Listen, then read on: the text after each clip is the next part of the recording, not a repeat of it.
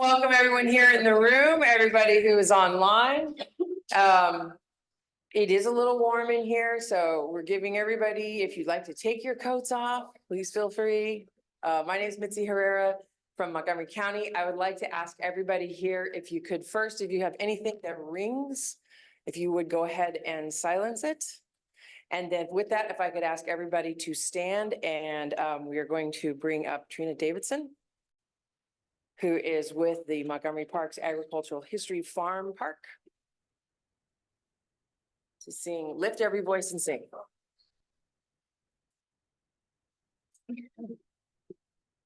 Lift every voice and sing, till earth and heaven ring. Ring with the harmonies of liberty. Let a rejoicing rise high as the listening skies. Let it resound loud as the rolling seas.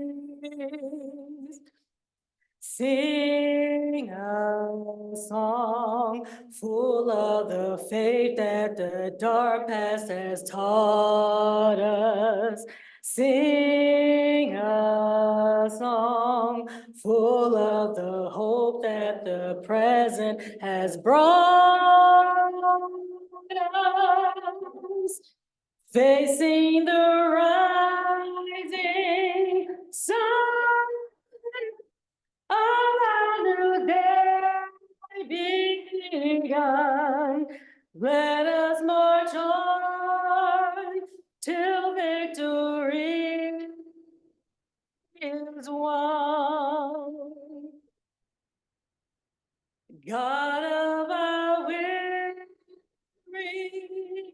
years, God of our silent tears, thou who hast brought us thus far on the way, thou who hast by thy might led us into the light, keep us forever in the path we pray. Lest our feet stray from the places, our God, where we met thee. Lest our hearts, drunk with the wine of the world, we forget thee. Shadow beneath thy hand, may we forever stand true to our God, true to our name.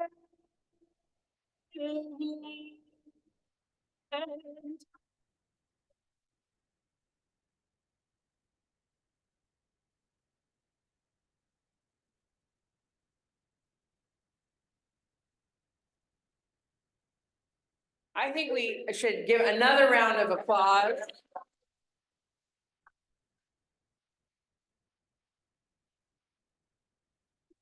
When you work for parks, sometimes they ask for a little extra. That's right. With that, I'd like to bring up Mitty Figueroa for our welcome, Montgomery County, Montgomery Parks Director.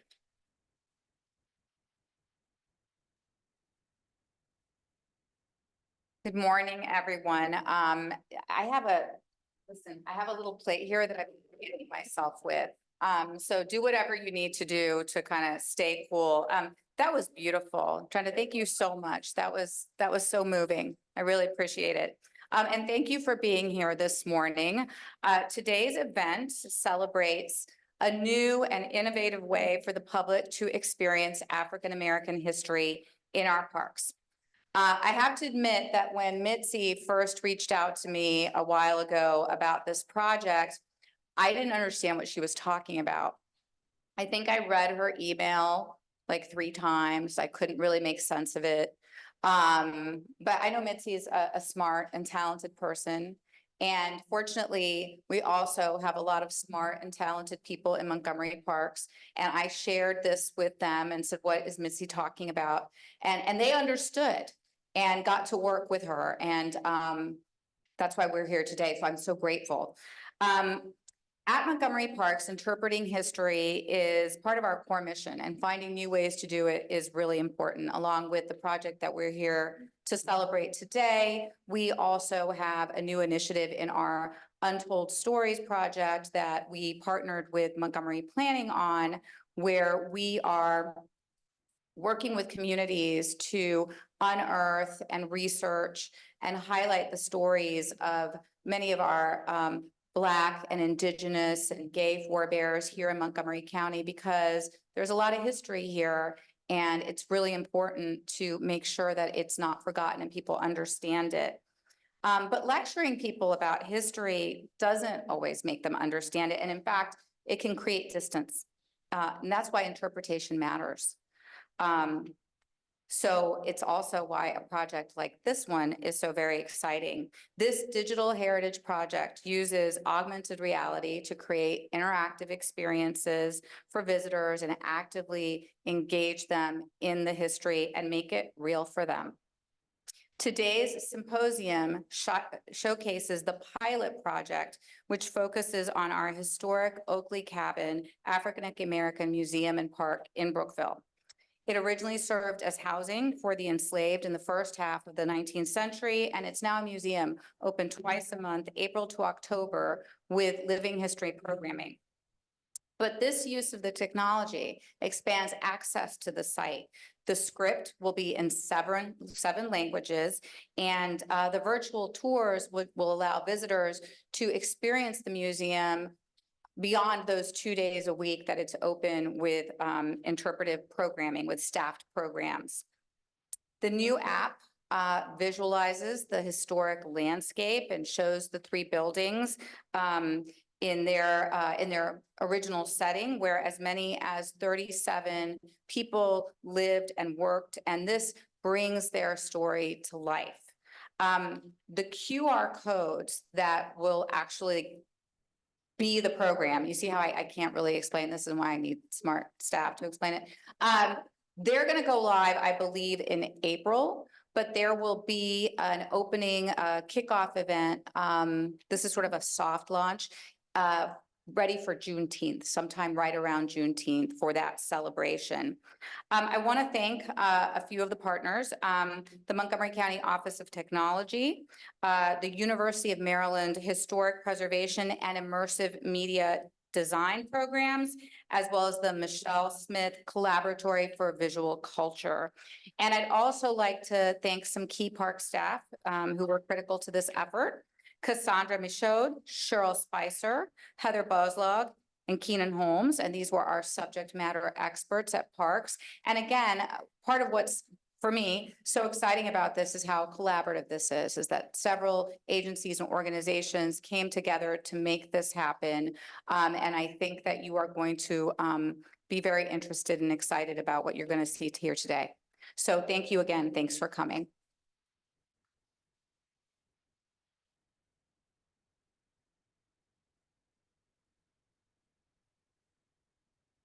Fantastic.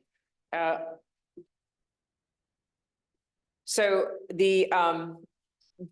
what you're going to see today is what we believe is the first augmented reality experience developed for a historical site in Maryland. But what you could also say is that it can be thought of as the reward we reap when we invest in relationships and outreach. When my work was more focused on broadband economic development, I was introduced to Sammy Popat, who is the director of the University of Maryland's Mixed Augmented Virtual Reality Community, or MAVERIC. In 2017, the UMD's now Dean Amitabh Varshney and Chief Innovation Officer Julie Lenser handpicked selected faculty and staff to create MAVERIC as the East Coast hub for immersive media. Fast forward, March 5th, 2020. One of the last things several of us in this room did prior to the COVID shutdown is we went on a bus tour of African-American historical sites in Montgomery County, organized by Montgomery Parks, to tour Boyd's Historic District and School, the Sarah Posley House, and the Oakley Cabin African-American Museum and Park.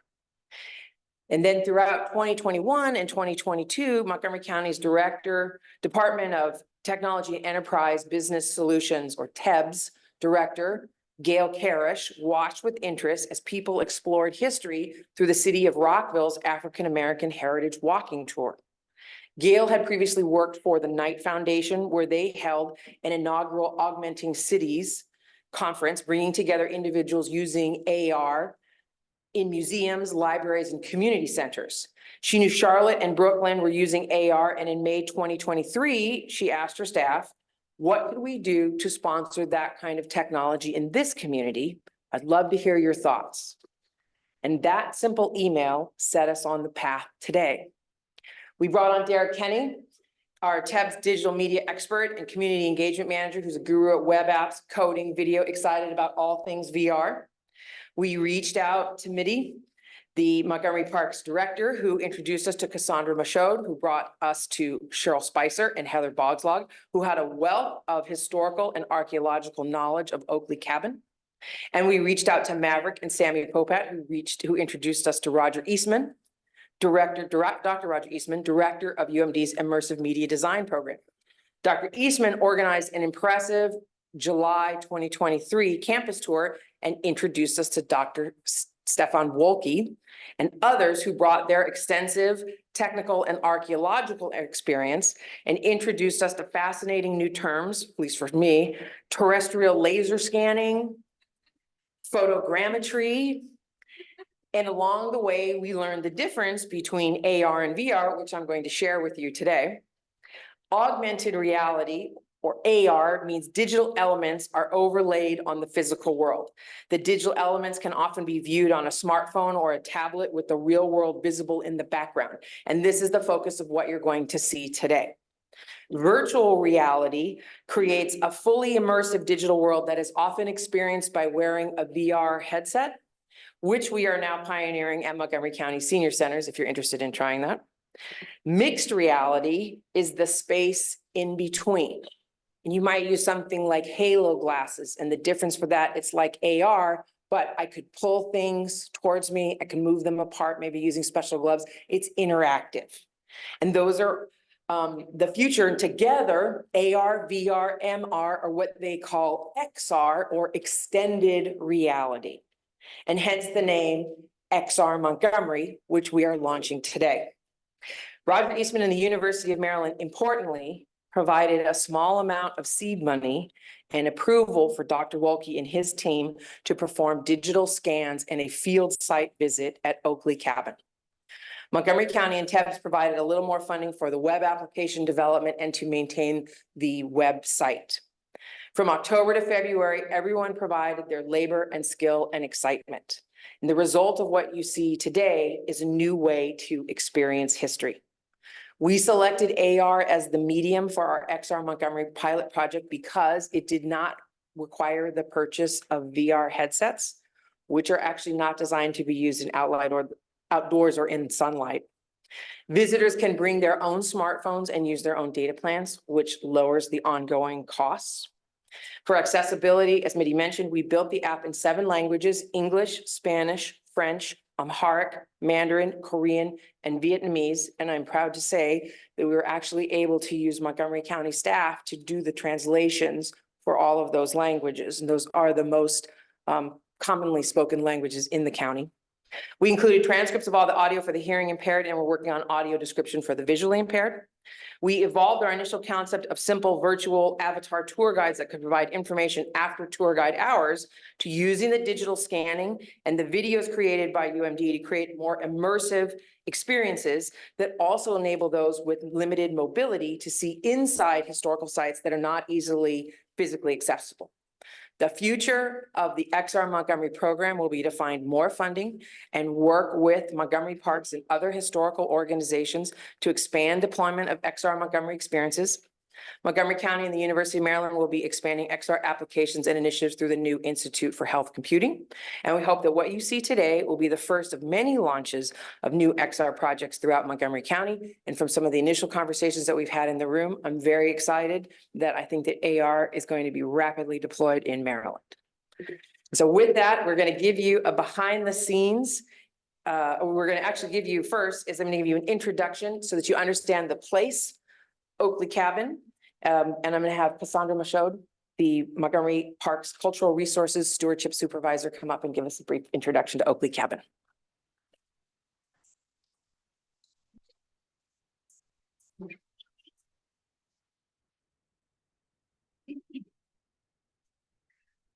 Imagine you are traveling down Brookville Road in the mid-19th century.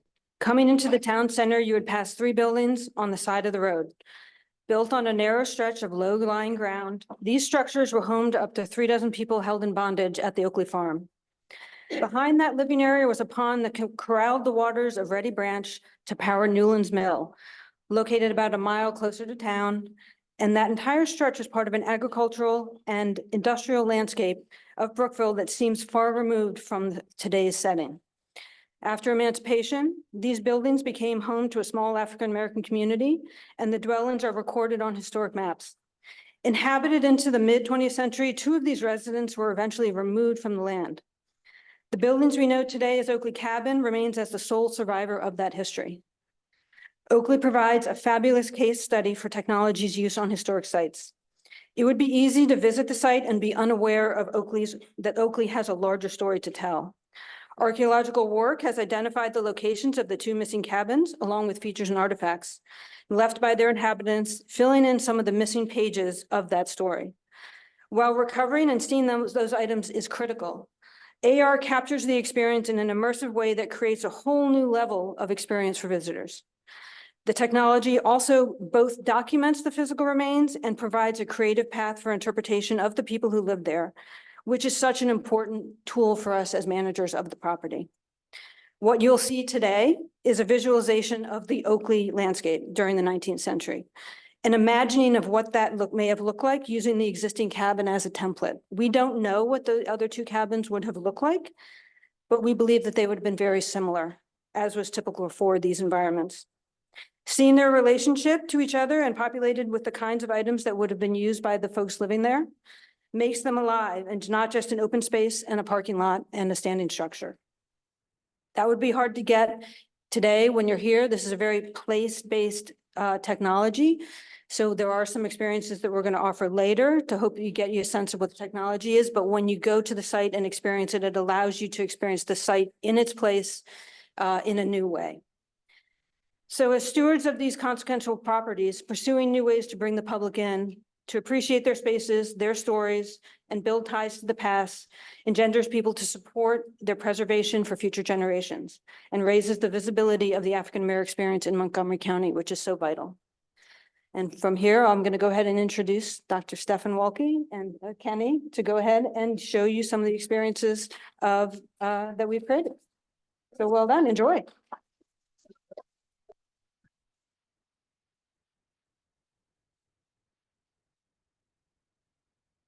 Good morning. Good morning. There we are. I thought it was Montgomery Parks. Okay, there we are. All right. Good morning. I'm Derek Kinney, Community Engagement Manager, Office of Broadband Programs, a part of the Technology and Enterprise Business Solutions Department. And it's my pleasure to lead a team of media, digital, and production professionals that serve and support the county. And it has been an honor over the last several months to serve as part of a matrix team that came together under the guidance of TEB's own Mitsuko Herrera, my colleague, to create an experience that I am presenting to you today, the Oakley Cabin African American Museum and Parks Augmented Reality Experience. Supporting this endeavor are a team of professionals that lent their valuable time, resources, and skills to ensure that what began as a suggestion in May of last year, which led to a tour of the dynamic University of Maryland's extended reality and historic preservation technology in July, to the development of the first augmented reality prototype in August, to development of a plan that started executing in October. We have done quite a bit of work in quite a short amount of time. And I want to thank the whole team for working through the holidays, working through what was it, November, Thanksgiving, Christmas holidays, the New Year, and as you know, for government workers, we like our time off. So with that, I want to thank the whole team once again, and I can't express enough how many people had to come together to make this happen. And if anyone was left out, please accept my sincere apologies and appreciation for your good work. As we begin to take a look at some of the great work and technology that powered this project, we examined the extensive photogrammetry and scanning work performed by the University of Maryland team. This group took more than 2,100 pictures and executed more than 30 scans of the area in and around Oakley Cabin. Dr. Stefan, please introduce yourself and share a little bit about what photogrammetry is and what it took to capture the area. Thank you, Derek. So my name is Stefan Wolke. I am a postdoctoral associate in the Historic Preservation Program at the University of Maryland. My background is in historical archaeology, but what makes me most excited is the ability to use these technologies to help show other people what we as archaeologists can see in our mind's eye when we visit a site. And so here we're using two different types of technology to document the structures and environment of Oakley Cabin. So the picture on the left and in the center is of myself and my student, Rachel Wilkerson, working to take photographs of Oakley Cabin to build a photorealistic 3D model. And this process is called photogrammetry. And so, as Derek mentioned, we took thousands of photos between both the structure itself as well as the exposed archaeological foundation. And on the left, you can see it's very hard to get permission to fly drones in this area, as you might imagine. So most of our work in the region relies on using very long monopods to hold our camera. And so by using these simple techniques, we're able to take photographs of the building from all different angles. And that's what's required to systematically document a structure. Now, photogrammetry is great because it does give you that photorealism. It gives you a very good structure of the building itself, but it's not to scale. And so what laser scanning does, which is what you see the device here on the right-hand side, documenting the foundation, laser scanning actually takes real-world measurements. And each individual scan takes literally millions of measurements from a single location. And then it takes a series of photos to apply colors to each and every point that is measured. This creates a point cloud that is to scale, but it doesn't look quite as nice as the photogrammetry. So then what we did was we combined the two technologies to, in the end, produce a scaled photorealistic model of the foundation of Oakley Cabin itself, inside and out, as well as the larger landscape of the site. All right. And that's a question that was posed to me several times was how many man hours this took. I can't imagine. I can't imagine how much computing power was involved on the behalf of the University of Maryland, but I do know it was quite extensive. What you see here is three-dimensional objects of actually the result of all the good scanning and photogrammetry that Dr. Stefan and his team did. As you will see in the apps, three-dimensional objects play a major role in the augmented reality experience at Oakley Cabin. Many of the objects you will experience later began like this model. Stefan, can you give them an overview of what they're looking at here and what's significant about it and some of the processes involved? Yeah, absolutely. So we spent about a week in the field doing all of the field documentation work, but after that, it's when the real work begins. So going back to our lab, working on a very high-powered workstation, we began to do all of our post-processing. So that involves a number of steps. With laser scanning, you have to clean up the scan data itself. A lot of times the scanner will do things like hit a bug flying through the air or dust, and it'll pick it up and create these kind of false points. So you got to go through and clean up all that false data. And With the photogrammetry, you have to go in and edit your images to make sure that you're not introducing any images that are not in focus or have strong shadows or overexposed areas. So you have to clean up all of that data, and then you start to combine it. The first step is taking your laser scans and registering them or connecting them to one another. Because as I said before, each scan only sees from the one position it's at. So if you want to document a whole building or a landscape, you have to do multiple scans as you move your scanner around your landscape. So in the post-processing is when you stitch all that together to create one larger 360-degree scene. Similarly with photogrammetry, after you've edited your images, you bring them into the software and you process it. But in any photo, some things are in focus and other things aren't. So a lot of the backgrounds are out of focus. So you have to start to strip away that data from your photogrammetric model. And then we use a program called Reality Capture to actually stitch these two data sets together. And this is a really powerful program. It's really the only one that truly integrates your laser scan data with your photogrammetric data. And so after that process, this is what you get. So this is the raw digital model of Oakley Cabin itself. And we're viewing it from an angle that nobody could ever actually view this model from. So it allows you to explore buildings in ways that are literally impossible for us to do, even if we're standing on the ground. And then the final step is to do what's called texturing of the model. So this is where you are taking the color pixels from your photographs themselves, and you're mapping them onto the 3D model. And that's how we get our final photorealistic model in the end. All right, we'll get to some fun stuff a little bit later, but there's a lot of technology that power this, a lot of our brains, and again, a lot of hours.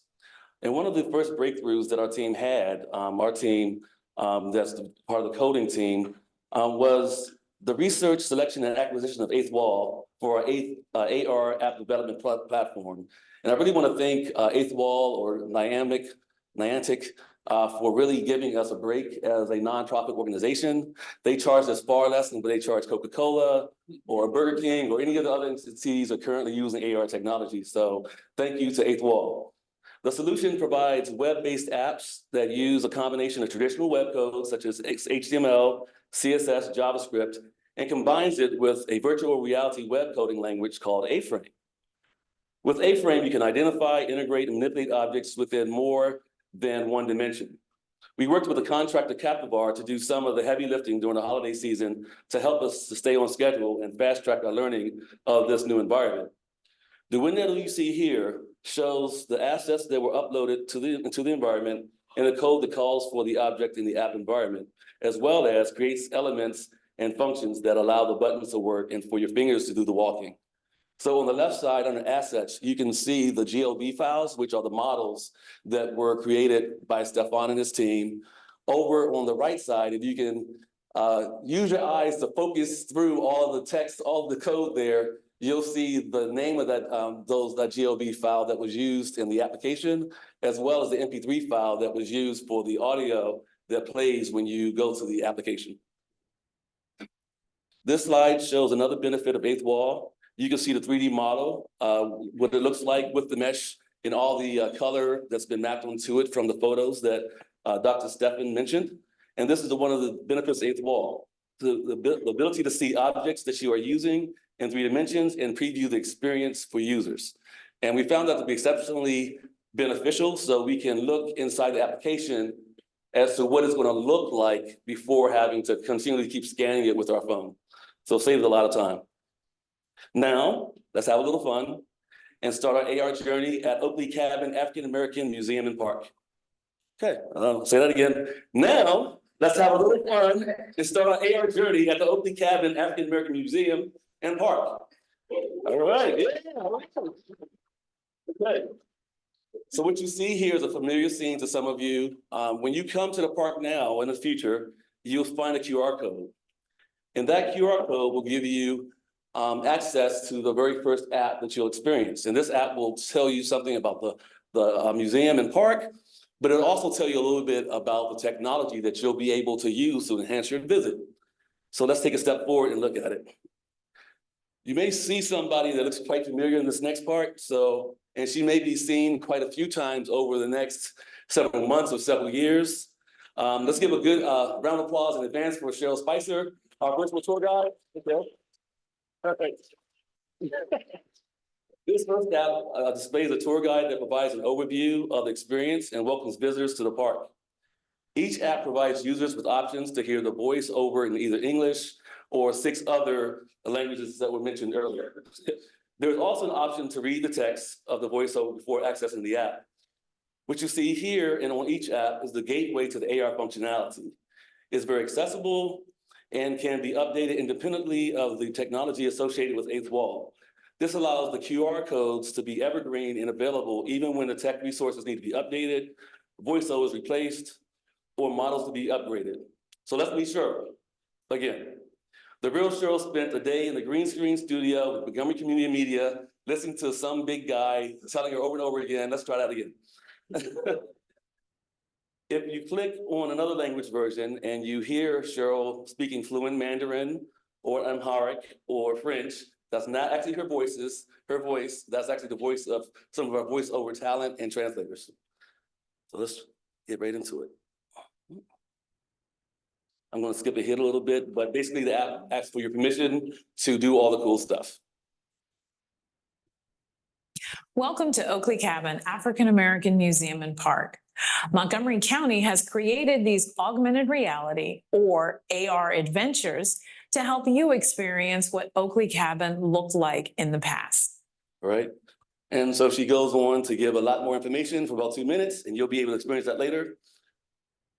And through the next app is a flyover video. It's not quite ready for prime time, but we have the benefit of having Dr. Stefan, who is here and has been wrestling with the technology to ensure that we have the best flyover video possible, so you can actually see from a bird's eye view what this whole entire area would look like in the past, complete with 3 cabins.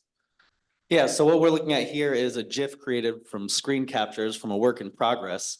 So at the very beginning, which we'll loop back to in a second, you'll see the brown area where the foundation is over in this part of the screen here. So you're able to see the modern landscape as it is today and the archaeological evidence that informs our interpretation and understanding of the site. And as you come around the site to the other side and go behind this bush, then you come out and we'll see all 3 cabins in the location that they were found archaeologically. And in the final version of the video, we'll actually zoom out using a historic map from the 1870s that shows the location of these cabins in relation to a lot of the other important community infrastructure elements nearby. So the churches that the residents here were most likely attending, the schools that the children would have gone to. So we can start to put these 3 individual structures within that larger context of the communities that they were a part of. Right. Thank you, Dr. Stefan. All right. Yes. Oh. So I just asked, Stefan, can you just, because there's some folks in here who are really deep into it, can you just talk briefly about the reason why this is a little delayed is we tried to do it one way and it didn't work. We're having to do it another way. So I just thought to give a little behind the scenes. Good question. Okay. So as we collect this data using laser scanning and photogrammetry, it produces vast amounts of data, very computationally intensive amounts of data. So when we put this all together, each model is actually made up of individual little triangles. Now you couldn't see them when you looked at the cabin, but if you zoomed in really close, you'd see all these tiny little triangles that are all, under an inch in size. So when you add that together over the whole landscape, there's like 1.5 billion triangles making up these models. And so the problem with that, even as I reduced it down and down and down as much as I could, is it's still a lot for the computer animation rendering software to handle. So the original strategy was to take these high resolution models, reduce them down until we could build the animation. But what we're gonna have to do is go back and basically build out the terrain from scratch so it can be at a much lower resolution and then still texture it using some of the data that we collected. But essentially we need to have a model which the software can handle to actually create the animation. All right.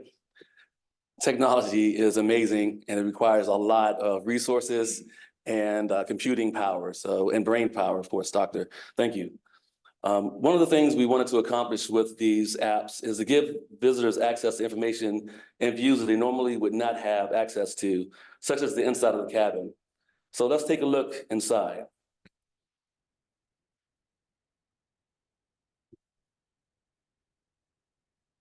Oops, I hope stop it. Okay. So what you're seeing here is you have the ability of this app is to place the cabin, the model of the cabin, model the interior of the cabin wherever you'd like to see it. And you can use your two fingers, much like you would on an iPad or a mobile device, to zoom in or zoom out or move it up or down or forward or back. Because we're in 3 dimensions, you even have forward or back as well.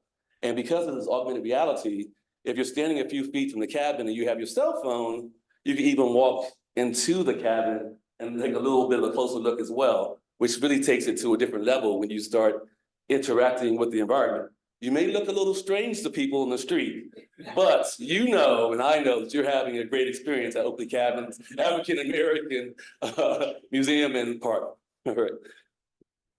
All right. Okay, next. In this area here, you see a nice open area. And I think it was mentioned earlier that this, the Montgomery Parks has shared that this area was used for a laundress or a laundry business to be able to conduct their business, but also because the cabin is so small, you also spend a lot of time outside.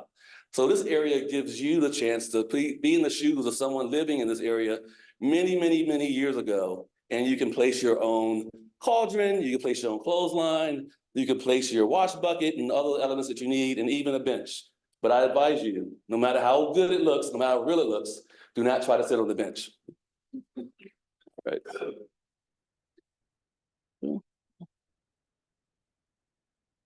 And this is my take at it. So if it's a little shaky, avert your eyes, but you'll get to see how this game works. So this is meant to be a little bit of fun. When you have your grandchild or you have your child there, or even yourself, and you want to have a little something different, you can play this game. And like many games, it may take a few moments or a few tries to get everything just right. And so this is my just right try. So the button on the top left, place, allows you to place an object. The buttons on the bottom allows you to choose the objects. Once you press the place button, when you press the place button again, it gives you the ability to adjust the size and position of the objects. So not only can you place objects in this environment, you can, if you decide to, change the size, the orientation, you can turn it around on its axis, and then you make your own environment. And then once you make the environment, what's cool about augmented reality is the grass is still there, the trees are still there, but now there's something in front of it. And the great thing about this app is not only can you tell people that you were able to go to Oakley Cabin and you laid out a clothesline and a cauldron and a wash bucket and you designed your own little area, an extended living area, but you could have proof.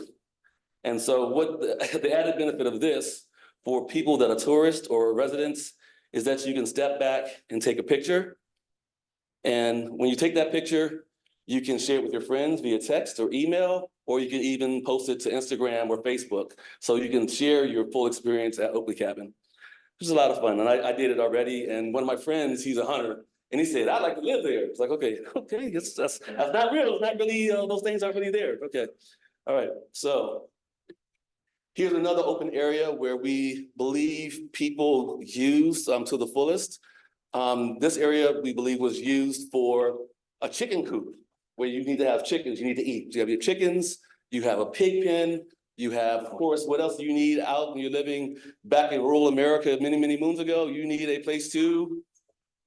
That's right, there we are. I didn't have to say it. All right, great. So this is similar to the last game in that you can place your own objects and you enjoy the experience of augmented reality and setting up your own homestead. So here's the chicken coop. All right, and I'm gonna skip through a little bit. And then I'm gonna place the pig pen. Oh, actually, I think we don't wanna skip the placing of the chickens, hold on. There's place, you gotta place your chickens, okay? All right. And then you place your pig pen, and again, you can use your fingers to resize the pig pen and then place it. And once you place it, you'll even notice that it sits down as if it's actually sitting down in the earth, like it's actually been built in there. All right. And if you look closely, you'll see snow on the ground. So that means that somebody took their free time close after the last snowstorm and went out there. But we want to test the apps to make sure they work. We don't want to send anyone out there with something that hasn't been tested in the field. And also it helped us to record things. So after I placed the pigs, which I think is one of the coolest things, you're gonna place a pig here. We can call him Mr. Hammy, and then, all right, and there's another one there and another. And I would show you the placement of the outhouse, but I don't think we need to see that. But same as the last one, you're able to place these objects that don't exist in reality now with objects that may have been there in the past. So you get a glimpse of what's there now, but also a glimpse of what might have been there in the past. So just a quick note on that one, because there's some folks in the room. All these objects that we found came out of essentially a commercial catalog where somebody has already created these. However, there's a lot of people in this room who are doing 3D scans of objects, and there's the ability with more funding and time to actually take those real objects or replicas of them and render them into 3D. So you can actually do these kinds of things with period specific or place specific objects. And to Missy's point, I think I mentioned earlier, one of the ways we developed this very intentionally was to have flexibility to update it later without having to change the QR codes. So when you saw the coding earlier where we have the assets, we can import new GLB files or models into the environment and use those instead of the ones we have now. So if you scan a piece of pottery or you scan a dish or an element or a tool from the past and you want to make it available to people, you'll be able to bring it into the environment and use that as well. And so the modern day scanning is really empowers you to do a lot more. But of course, as with Mitzi says, you need resources. All right. What's next? All right, here we look at the foundation of where a third cabin used to exist. Using this next step, you'll be able to take a closer look at the cabin's foundation. As you see it now, there's a tarp over the area, but with a little of Dr. Steffen's magic, you'll be able to see underneath the tarp and up close and personal. And one of the things I like about these apps is that even though they mean and work well within the park area, you can also use them here today. You'll be able to do that a little bit later. All right, okay. Archaeology can give us a glimpse into the past. What you are looking at here are the archaeological remains of the third cabin. We knew from old maps that there were 3 cabins here in the Oakley community. We found this cabin's foundation by systematic. Okay, and that is Kenan with the baritone voice there, one of our voiceover artists. So give him a round of applause. All right. And what you see here is a chance to look at the foundation without getting dirty. So before your child starts digging in the dirt, trying to figure out what things look like, you can say, hey, baby, look at this, and show the foundation. Stefan, what was it like compositing and rendering the 3D models for a foundation? Yeah, so it's a little, in some ways it's easier than trying to do a whole building where you have to go in and out and around. But in other ways, it's more challenging because it is simpler, if that makes sense. So when we're trying to document a foundation, you have only small bits of the structure which are exposed at any one time. And so you have to document it, you got to get down in the dirt, you know, to get down to that level, to be able to take the photos from all the different angles you need to create that accurate model. But in the end, what it allows is, again, for people to see what an excavation actually looks like. So a lot of times we do archaeology, we're out there for a few weeks, a few months, maybe even a couple of years. And when it's done, you cover it all back up again. And when you do that, it makes it really hard for most people to be able to understand what was done and what can be learned throughout that process. And so by doing the documentation of completed excavations, or even excavations in progress at multiple points in time. It allows us as researchers to share our findings and how we're able to develop our interpretations based on the material culture which is buried in the earth. Awesome. And I may want to ask Dr. Stefan, how long did you guys shoot? How many days or hours? Yeah, so we were out in the field for a full week, so about 40 hours of field documentation work. And then the post-processing, that's where the time really starts to add up. It's probably about 80 hours of actually sitting down at the computer doing the work, but then intermixed within that is sometimes multiple days of just waiting for the computer to finish processing a step. So the time it takes to do a project like this is dependent on many factors, including the hardware that you're using to do the processing.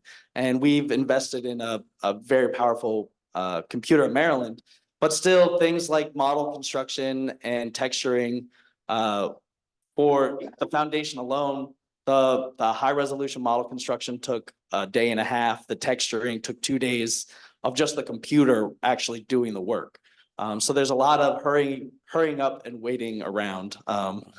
Luckily, there's plenty of other work to do in the other room, but that's one of the reasons why this process takes a while is just the computational demands. All right. In addition to the computer skills and the coding skills necessary for this project, we also used the resources we have from Montgomery Parks to put together a beautiful video that showcases some of the experiences of residents and some of the artifacts they may have used many years ago. So the 7th app, you're able to use your cell phone to scan the QR code and watch a brief 2-minute video that highlights some of the people and items that were from this period. And we'll play a little bit of it. Archaeology is often the only way we find out about people who lived in the past. Most people in the past did not write about themselves and had very little written about them. This is true about the people who lived here in this cabin. We know some of their names from the censuses taken after the Civil Archaeology. So you get the point. There's a 2-minute video. A lot of good information will be shared there. And now we're back to the foundation again. And this is what I like to call the pièce de résistance. After you've gone through all the other apps, what you're going to do here is magical. You're going to put something real size in an environment that hasn't existed for many years. So let's take a look at the app. In this final app, we're going to leverage AR to recreate history. And this is the culmination of bringing all these elements together. We've taken the model of the existing cabin. We've changed it to meet what we understand about the size of the 3rd cabin based on the foundation. And by we, I mean Dr. Stefan and his team.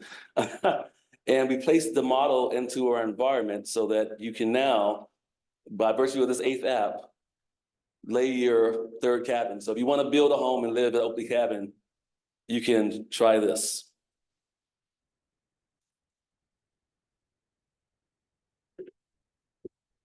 And just like that, using augmented reality technology, you can build your house.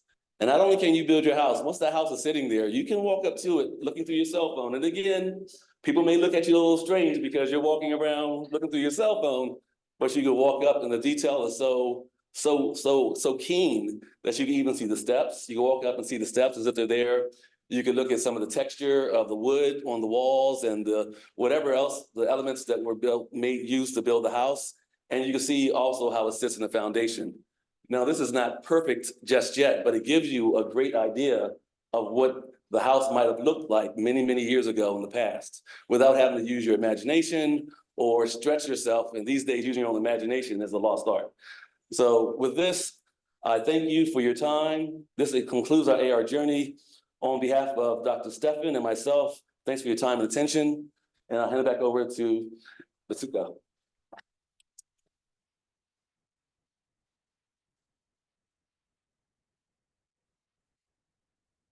Excellent, excellent. All right, we are going to take a quick comfort break, and we're going to restart at 11 o'clock. It's a very quick comfort break. We're going to bring our panelists up for discussion. So feel free if you'd like to just stretch, if you'd like to use the restrooms for a minute. And for those of you at home, we will restart at 11 o'clock.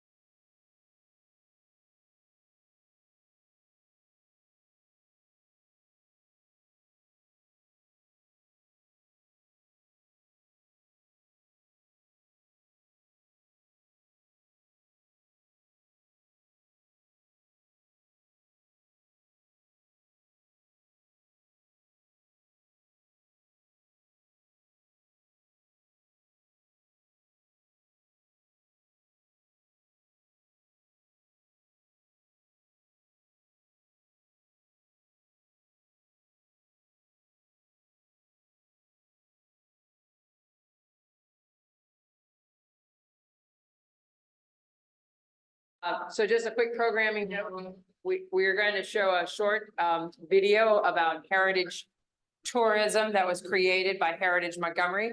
And then we're going to have our panel discussion. About 11:40, 11:45, we're going to conclude. And for those of you in the room, there is lunch that's going to be available, and we will have the QR codes, and you can use your mobile phones and try them out. For those who are at home, there will be each experience will show on the screen. It's designed to just have a background, so when you see it pop up, you kind of have some context of what it would look like at the place. For the people on Zoom, those will play and they will run in 2-minute intervals. Sorry, you got lunch on your own if you're on Zoom. So with that, let's go ahead and start our video.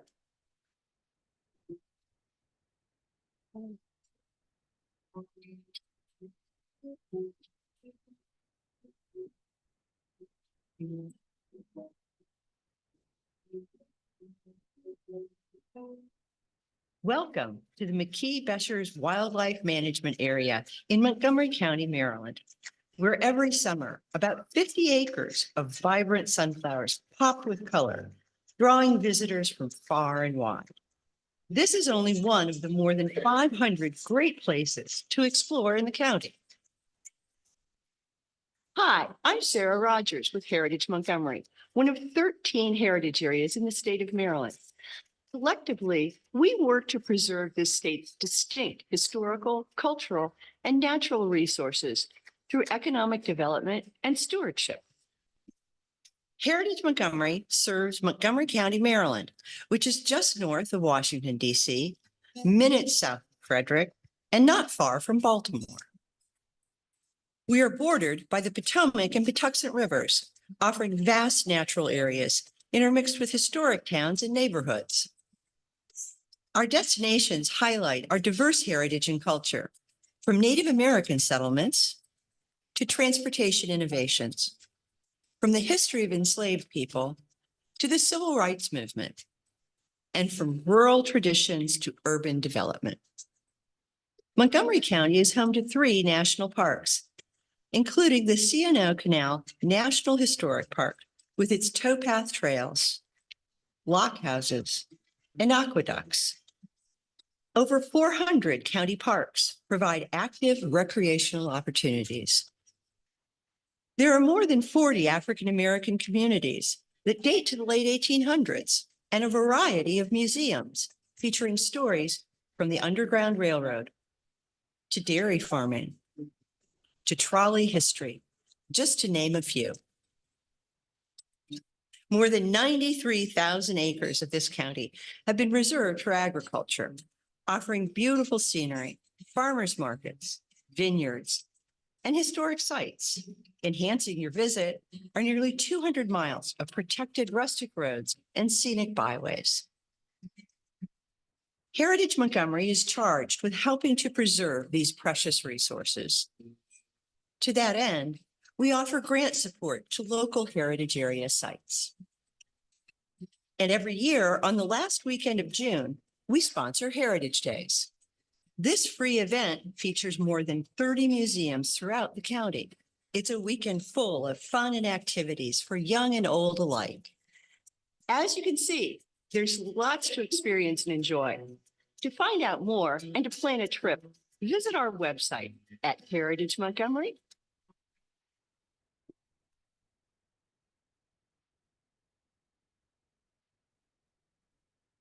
Nicely done. If I could ask our panelists to enter from the far side of the stage and come on up.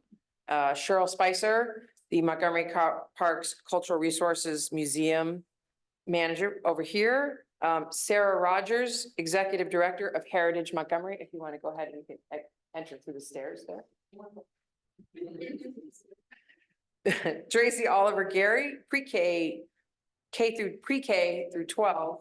Social Studies Supervisor for Montgomery County Public Schools.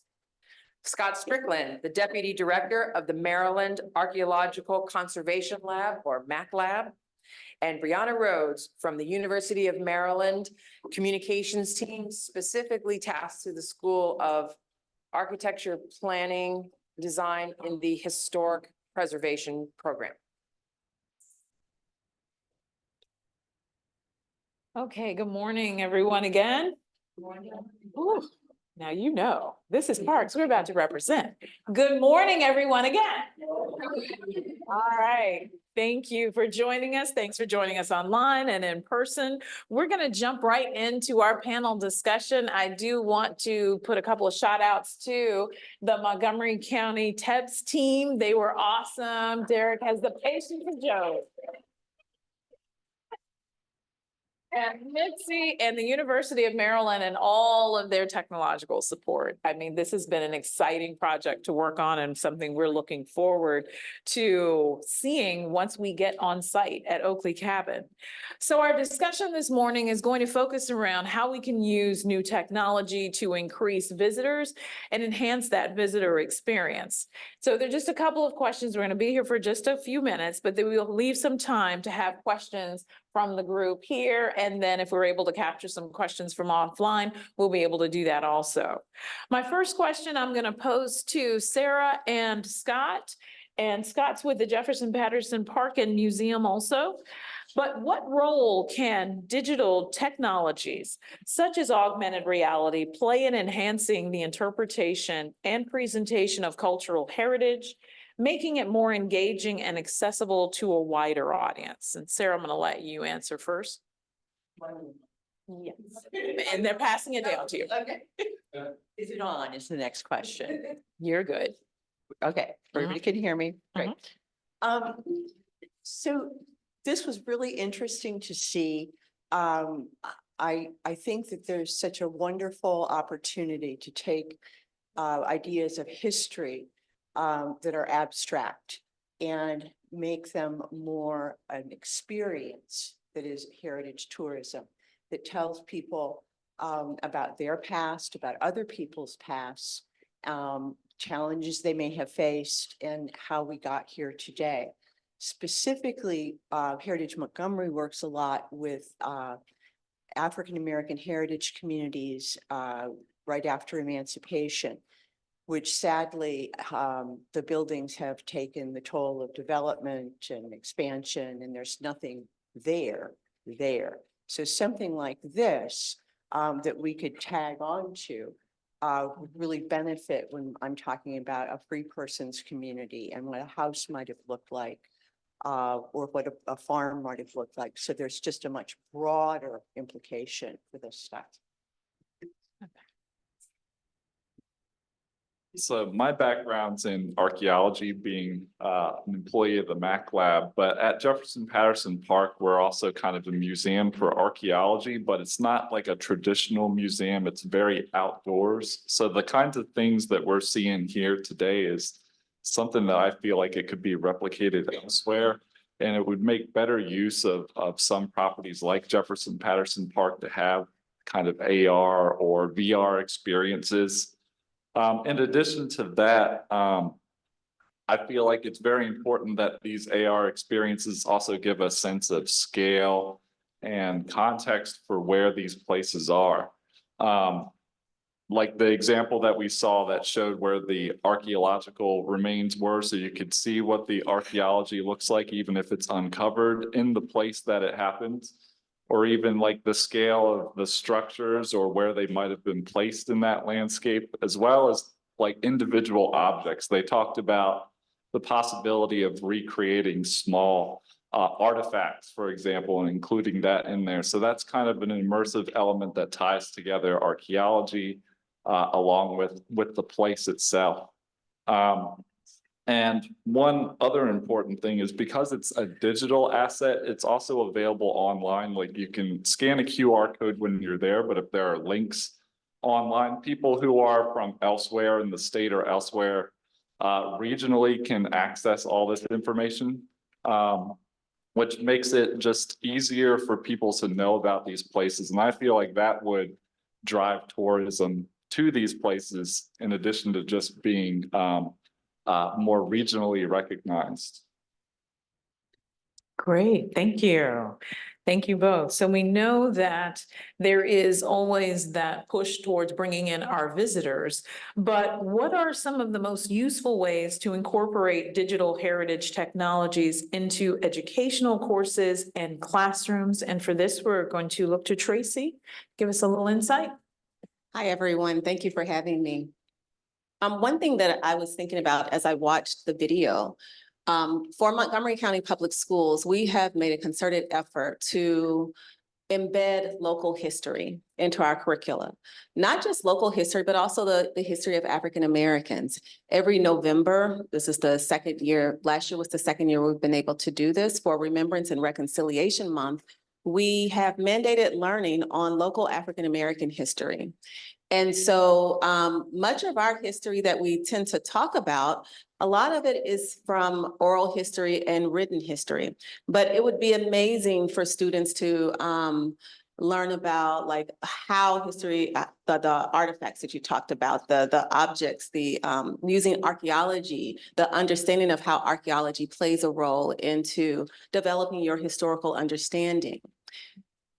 One thing, unfortunately, in public education across the country, we had a lot of money from the federal government through ESSER funds from COVID, and those funds in this year. And so schools are looking at having not as much money devoted to, let's say, going on field trips at times, right? So one way I can see this technology being used in classrooms is just what you said about how if you have that link, students can they have devices in front of them, the school system does provide those. They can then learn about, not only did we read primary sources where we read people's personal accounts, or we've used oral history to understand how people lived, but now we can visualize it. And the other thing that I was thinking about is how students engage with technology today.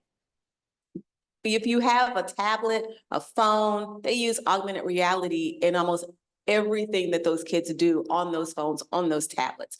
So while it may be a hurdle for us to kind of wrap our heads around like, whoa, wow, it's something that kids are just, this is their world. This is what they know. And so it would be a way of making learning relevant to them, something that is just natural in the way that they operate in their day-to-day lives. It would not make it seem like they're going back to the old days with just like a textbook or just a reading. It is something that's very intuitive to them. So I think it would speak to the students that we have in front of us today.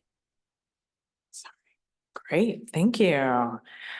Okay, I have a question for everyone, but before we get there, I want to give Brianna a chance to delve a little bit more into the technology part of it. So how can digital technology authentically convey the unique history, the significance, and cultural value of these heritage sites such as Oakley and the artifacts through compelling storytelling and immersive experiences? I know that was a long one, but Yes, I'm happy to answer that. you got it. Yes, thank you. So over the past 9 years of me being a journalist, I've spent the past 8 years writing about Black historic sites and Black communities. And even with that process, I love the power of written word, but I have even had the opportunity and chance to honestly visualize and use my imagination to use these words to be as descriptive as possible. So I think with this new digital media, it will give our readers and visitors the opportunity to be a part of the immersive and interactive experience.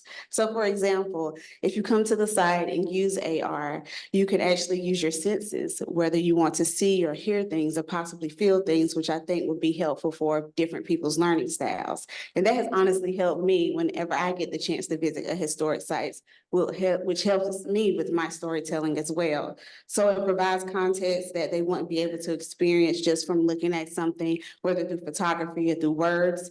And even when I was thinking about storytelling in a way, when you use AR, you can also be able to able to like look at visuals and things from different times. So I think as things continue to develop, you'll be able to see a cabin and just the landscape from post-Reconstruction era or the mid-20th century. So, and even when you come to the site and see something in the context of in the fall and how it would look compared to the summer.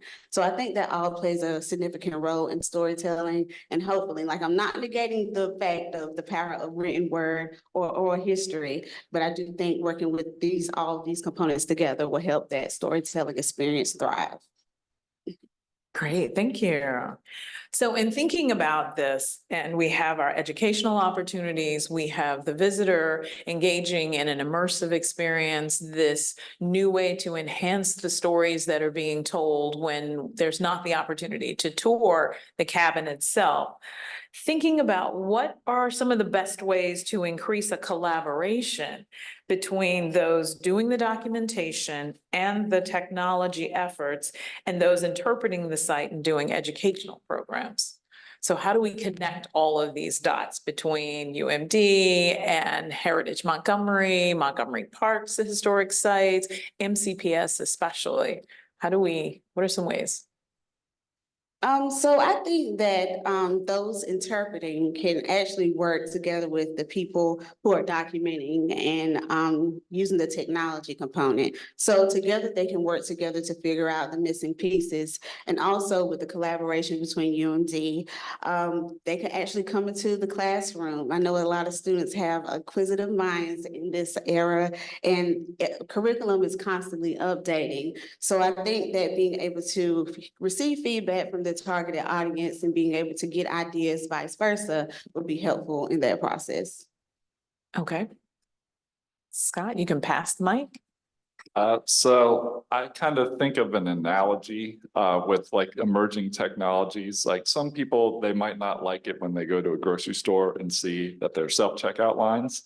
And I'm not saying that like these kinds of experiences are going to replace things like living history or tour guides or docents, but I feel like it's a very good supplement for people who want to learn a little bit more or a little bit less. So like if you're at your checkout line, if you have 2 items, you might go to that self-checkout, but if you got a full cart, you might want that tour guide to help bring up your items.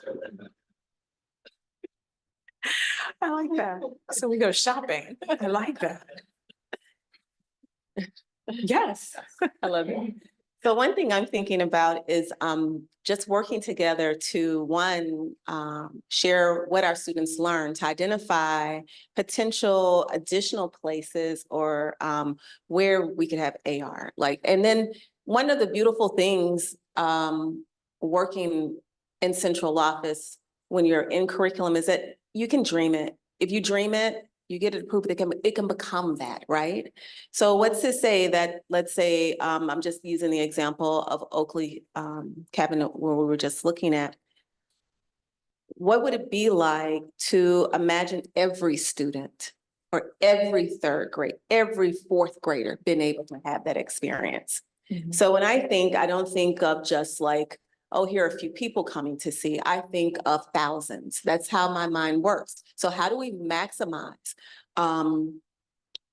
all students really learning this history, being exposed to the technology? And I think it does start with collaboration, with saying, what ways can we help you? What ways can we promote? What ways can you help us by developing something that all students that's already in the curriculum, but we've just localized it and students get to learn. And then what's to say that we can't even share that with parents, right? For them to build their understanding.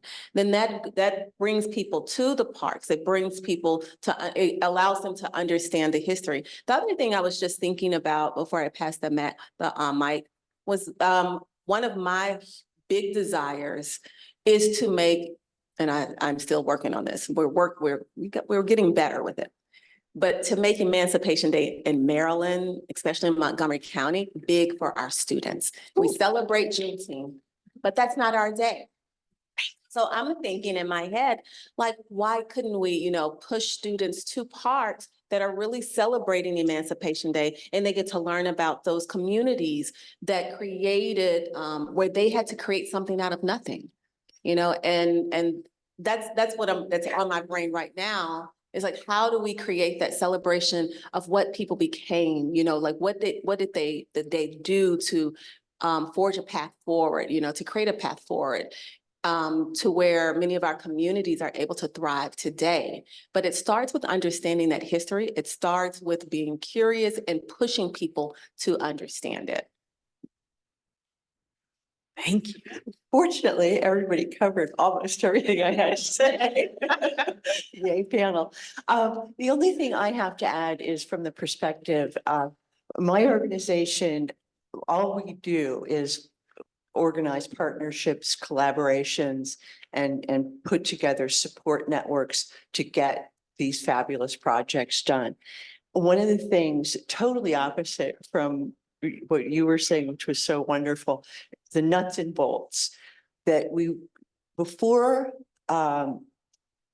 we fall in love with this technology, I think we need to define what the goals that we have, that the technology serves us and isn't, you know, just because we can do it.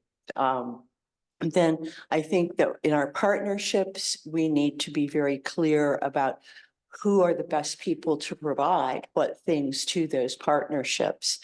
And, you know, again, set goals and have schedules, and do all that other stuff that gets jobs done. And that's it. Love it. Thank you. I'm going to add something to it. And Tracy, you tagged it with localizing our curriculum, because one of the things that I wanted to highlight, and my team would be remiss if I didn't say, we definitely want to have a greater inclusion of the parks historic sites, but that local heritage included within the curriculum. And that way it is already established, and we can capture all of the different means to create these experiences for students, both especially on site and then inside of the classroom in a digital format. But you hit on the thing that is my heart, and that is Maryland's Emancipation Day. And Team Museums is like, yes, because you should know Montgomery Parks. I got to do a shameless plug here, people. I mean, we are at Parks. So Montgomery Parks has been celebrating Maryland's Emancipation Day with our community partners, Sandy Springs Slave Museum, Montgomery County History, over 25 years now.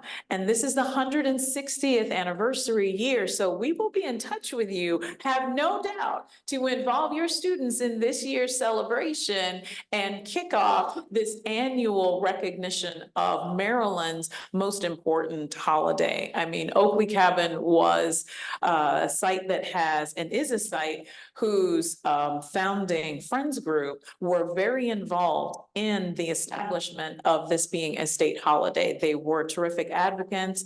We just recently lost one of our leaders, Charles Ben Hawley, who is a strong, staunch advocate for Maryland Emancipation Day becoming a state holiday, of which it's observed. We're waiting for our money and the day off, but at least it is observed, and we're going to make it big and special this year. So we're going to stay in touch. Can I just add can I say one thing? Yes.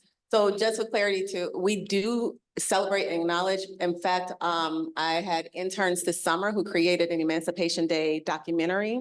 And then they asked that they could create a post-emancipation to civil rights movement documentary. Both of those are actually on our social studies website. And they've given credit to how Emancipation Day was established in Maryland. Additionally, we give students service learning hours for going to those sites that celebrate Emancipation Day, such as Button Farm Living History Center and Sandy Spring last year. Wonderful. Thank you. And did you want to hit up the thing about that I'm just getting ready to say about partnership and collaboration? Are you reading my mind? They're sandwiches. Yes. I always end up with the mic and the sandwiches are out, so I'm between people in their lunch. So with partnership, we have been working with Tracy for a number of years, getting the teachers out two different sites and really localizing things, you know, understanding that what's in our backyard may not be familiar to everybody. And a lot of our Montgomery County teachers are not from the area.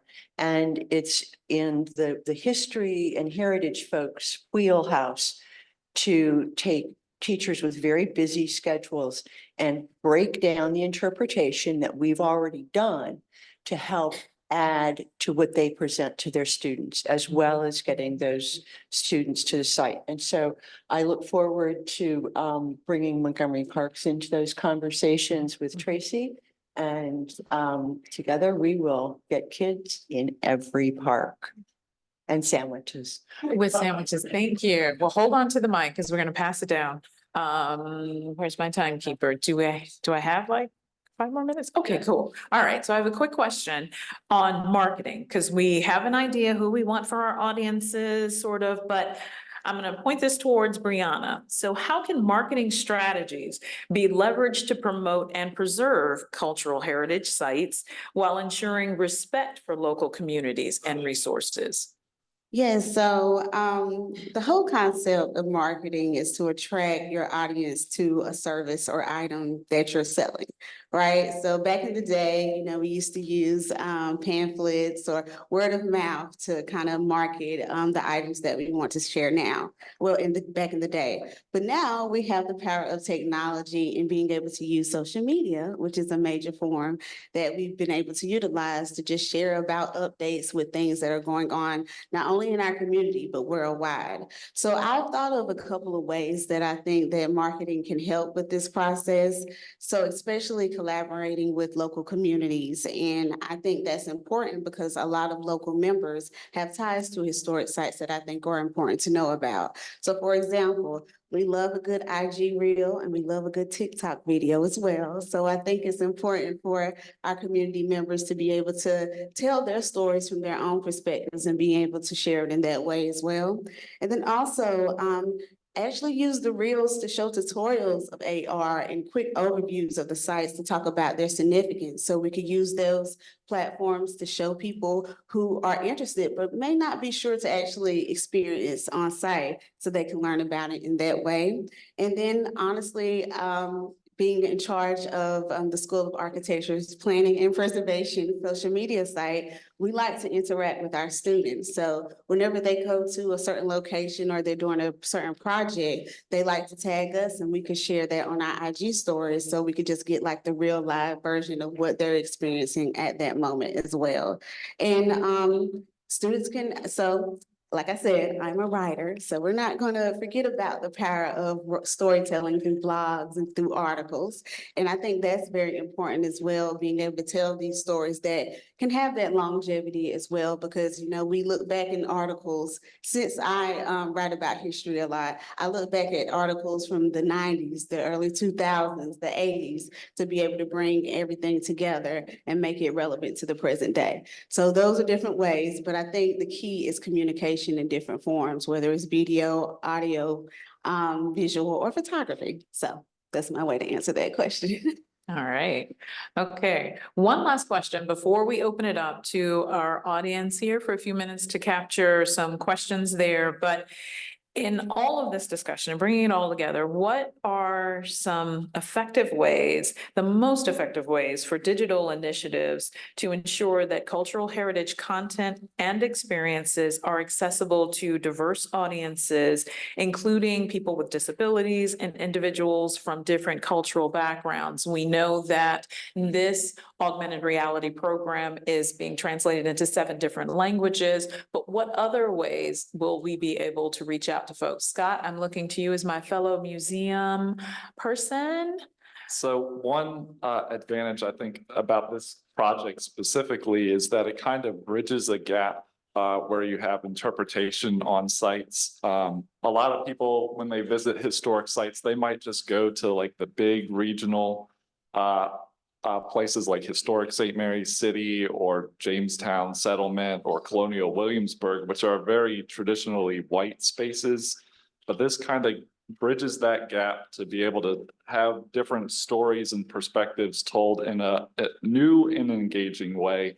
that would draw people to those stories rather than the ones that have been going on for decades and decades. And one thing that I think is kind of important is that these are all digital assets that can be created, which are much less costly than paying for interpreters or reconstructing actual physical buildings and all the infrastructure and upkeep that goes with that. So it makes things more accessible, but also makes it more engaging and fun as well.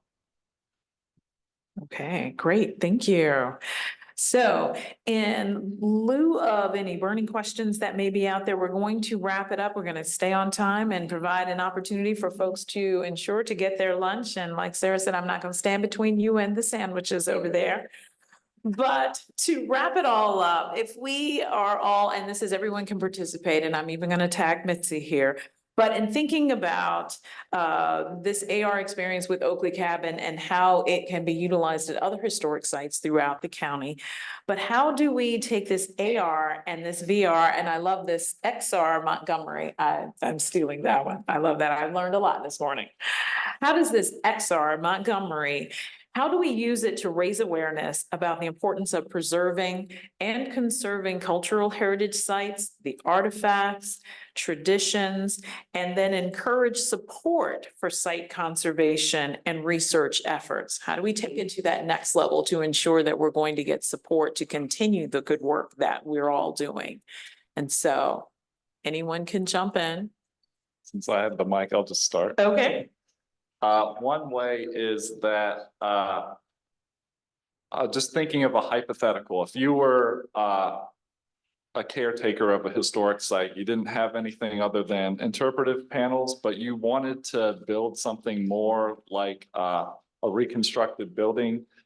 When people are buying a house or remodeling their homes, they often find it very useful to have a picture of what that final product is going to look like. So an AR or VR experience is kind of a way of showing you what that final product might look like. And people might be more willing to lay down donations or funds to make sure something like that happens. So it's a good marketing tool as well as a interpretive and educational tool. Great, thank you.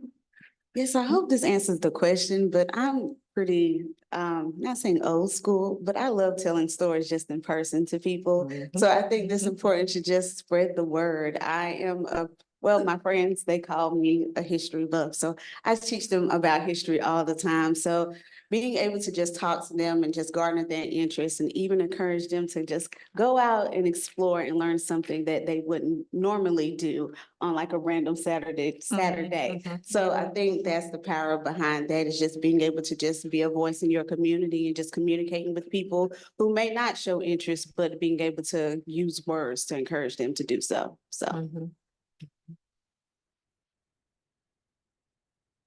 I'm just thinking of the data that needs to be collected for often to get grants or to continue them, and the numbers, you have to show that your intended goal was met or exceeded to continue to get those funds. So I'm thinking that the school system could work to promote, but not only promote, I'm playing in my head with what does promotion look like? What does that kind of programming entail? So I'm thinking even of like, what would a weekend or like periodically, you're saying this is the day where we're driving kids out, right, to learn about whatever. And then there's promotions behind it. We get it in, we share with all the families to try to push, like, how can we systematically create a way to plan and push families to go visit the sites. We would have to also work with logistically about like how would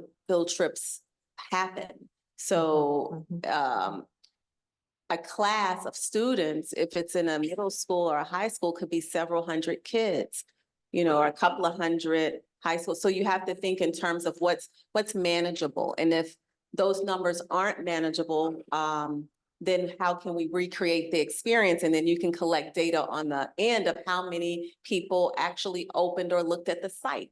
To then continue to look at numbers for funding. So I'm just playing in my head, how do we work to say, okay, we have a body of people that we can really push to support the programming, but also get numbers to that the grant writers would need to justify why more is needed. So that's what I'm thinking of. Fortunately, everybody covered about everything I was going to say. You and I need to talk. So there exists, this is one of those things that happens a lot in large spaces with lots of history. The means for a lot of the promotion already exists. Montgomery History puts together a wonderful events calendar for their history sites.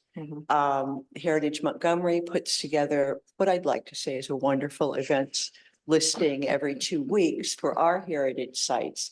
Parks also has an events listing. So just those 3 situations that already have, they're already creating things. Is there a way we can all get together and figure out who gets the job of collating that stuff and getting it to you to get out to the teachers? So I can see every weekend, the kids, here's a list, mom and dad, or whoever, what to go take them to do, go do it. So we can do with what we've got too. All right. Well, thank you all so much for participating this morning. In closing, I do want to say that we are going to follow up on one of the key things that you mentioned, Sarah, and that is the setting of goals. As we move forward now, we have the technology piece pretty much ironed out. And so now it is a matter of ensuring that we all work collectively together. I see many members of the partnership already present, so we can keep it going. And we will help to establish those goals and move it forward and broaden it out to ensure that we encompass our students and our regular visitors. And before I turn it over to Mitzi to close this out for this morning, there is no way that we are leaving this room without acknowledging Montgomery Park's fabulous archaeology program. And Miss Heather Boslog, will you please stand up?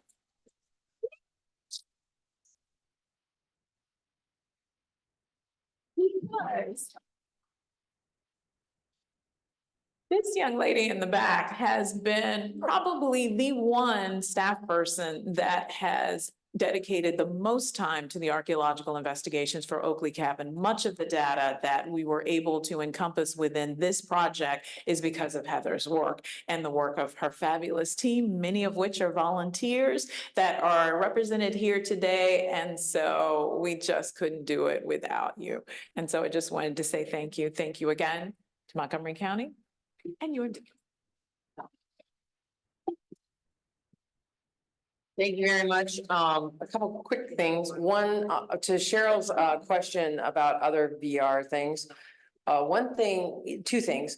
We have a program, as I mentioned, with seniors, where we are, they have VR headsets. And so one thing that we're actually we're potentially thinking about is you can take a 360-degree camera and go out to these sites, and you can go to one of our senior centers and you can have this. So for people where it's hard to get out to Brookville, like that could potentially, and it's always a balance between, and we mentioned the different ways for people to see it not being on site, but also wanting to have more of a draw for people to be there.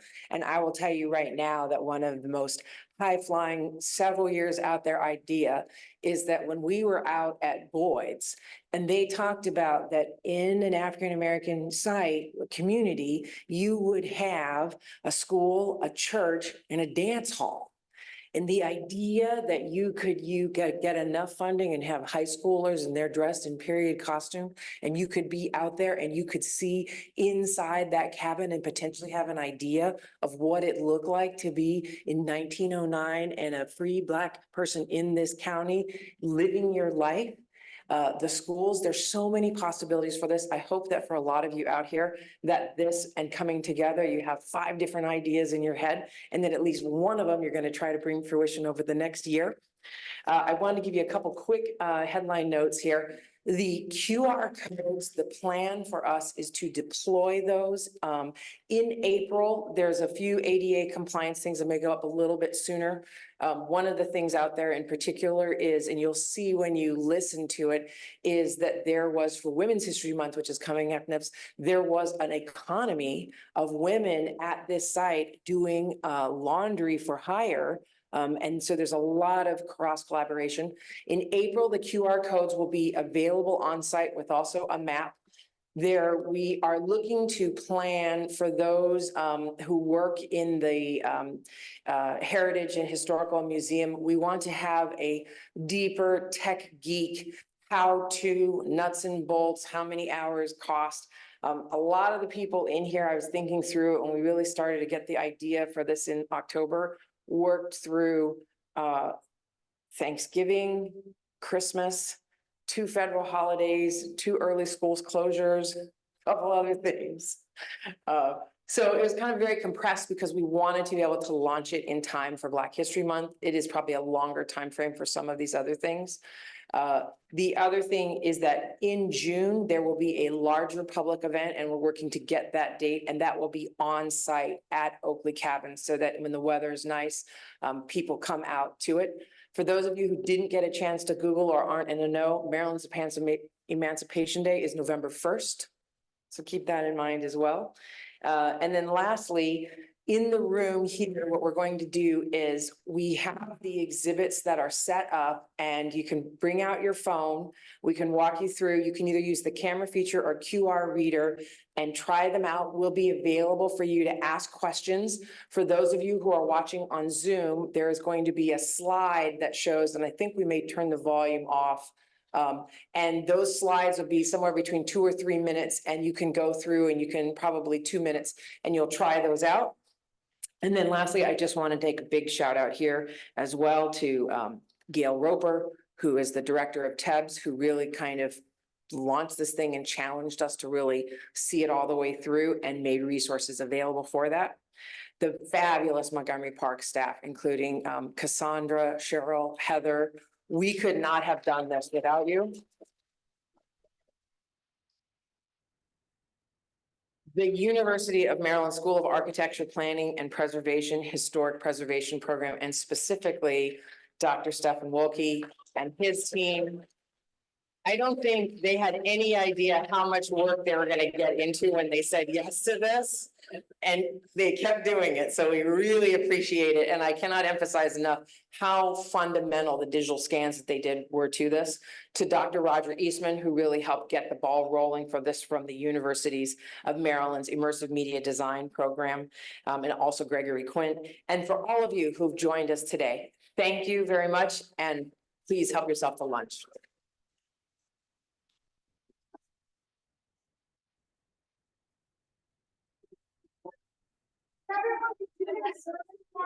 Oh, yes, I'm sorry. I have one thing.